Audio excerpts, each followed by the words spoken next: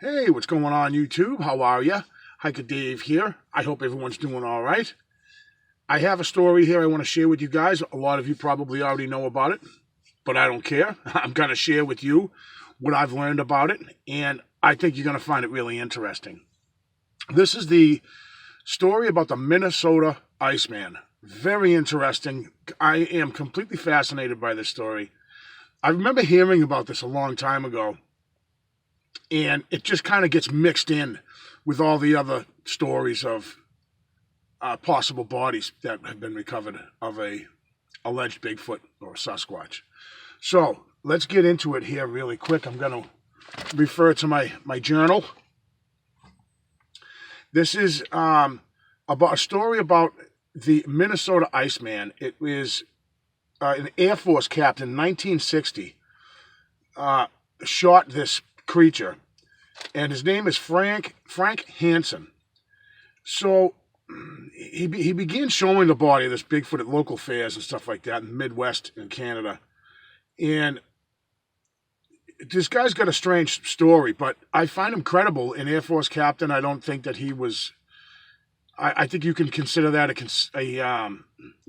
somebody that you can take their word. I would think a professional guy like this that dedicated his whole life to the Air Force, and generally, I find that credible. Someone like that to tell this story, I find credible. So he went hunting with a group. It was in Duluth, Minnesota, and he went hunting with a group of his friends 60 miles north of Duluth, Minnesota, called the Whiteface Reservoir. And the guys that he went hunting with were guys that were in the Air Force with him. And it was this Whiteface Reservoir was only accessible in the spring and summer, and you had to get there using like a swamp buggy to get into the area. So him and his buddies went into this area and split up. So Hanson came to a clearing, a marshy area, and he spotted three creatures, two of them which were tearing apart the carcass of a deer, and they were scooping up the blood out of the stomach, or its innards were kind of thrown about, but they were scooping blood into the palms of their hands, cupping and drinking the blood, is what he says. And he said that, very human-like in appearance. About 10 yards away from these two creatures was a third creature crouched down. He said it was obviously a male. At one point, it threw its arms over its head and let out a massive scream. And from what Mr. Hanson describes in an article, that it completely disorientated him, and the creature charged at him. And so this killer whales and tigers, from what I've heard now, researching this, have that same ability to disorientate their prey using infrasound, which in 1960 wasn't even known about yet.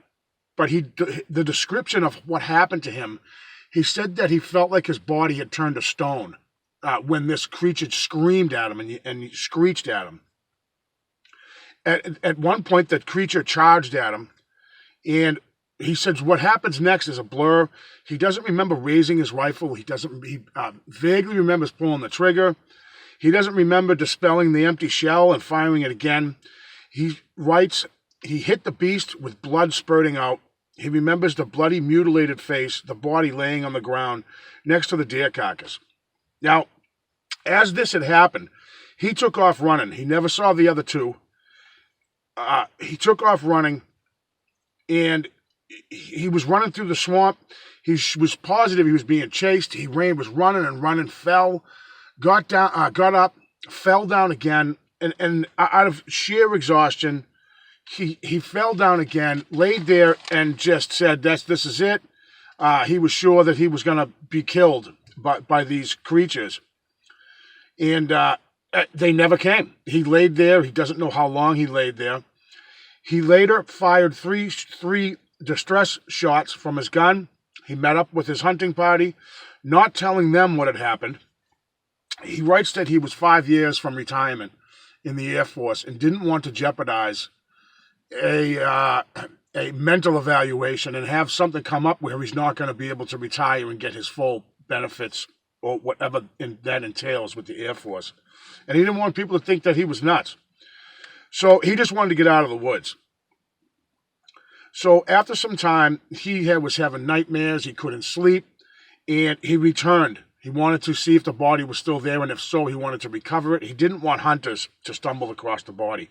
So in December of that year, using chains and his swamp buggy, he went back out into this marsh area, and he wanted to remove the body. He couldn't bury it. The ground was frozen.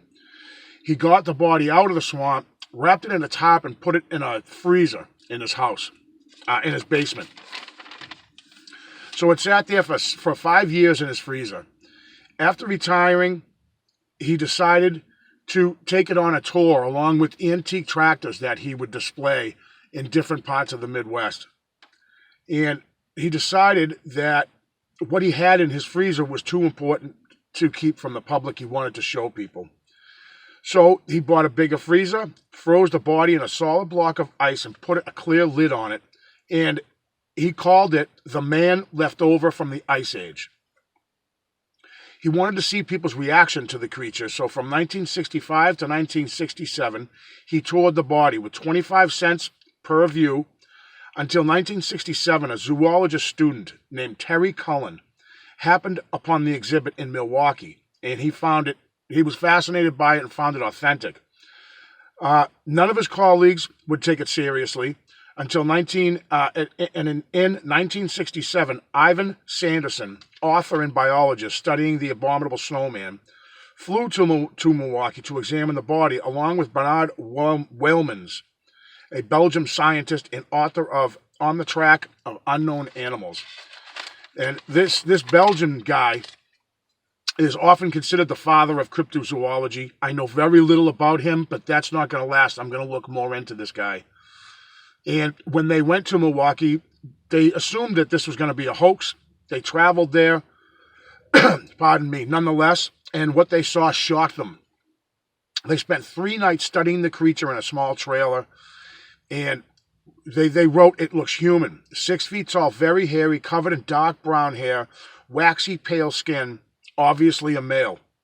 The face had startling human-like features, very human-like. Fairly wide mouth with no real lip features. They were confident it was an actual, once living, breathing creature.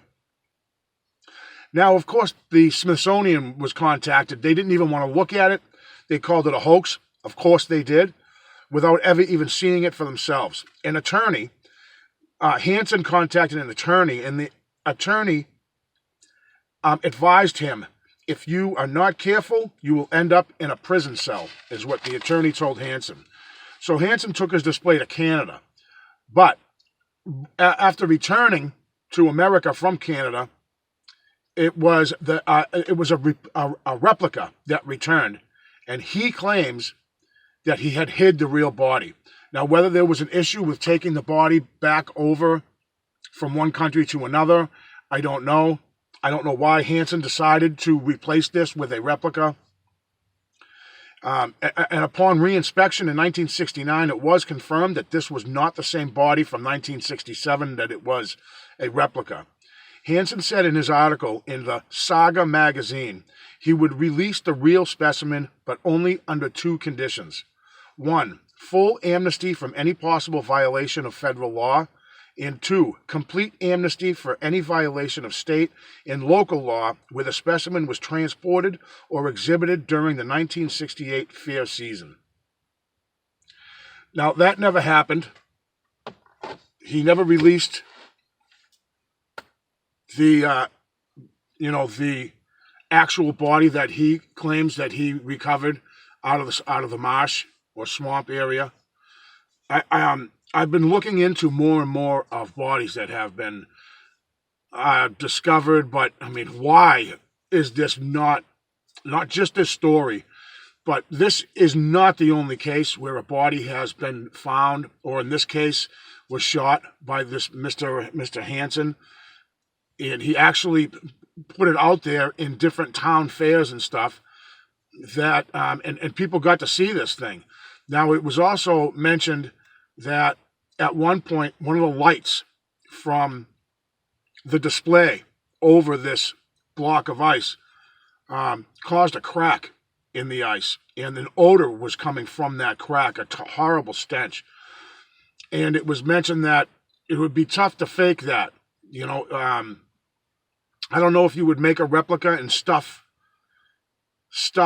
dead animals inside of it to give it a stench when you never meant it to be smelled anyways. I don't know. This is stuff what I've been heard. I did some research on this thing, and this is what I've compiled.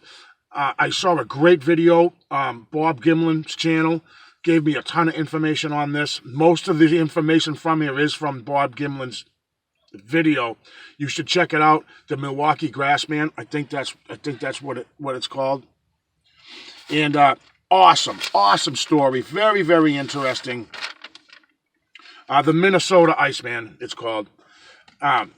Fascinating stuff. I am like riveted by this story because really this could have been what everybody has been waiting for, and the possibility that this thing is in someone's freezer right now, just wasting away, and we're all running around trying to prove this or that. And anyways, thank you so much, guys, for coming by, and I'll definitely see you on the next one.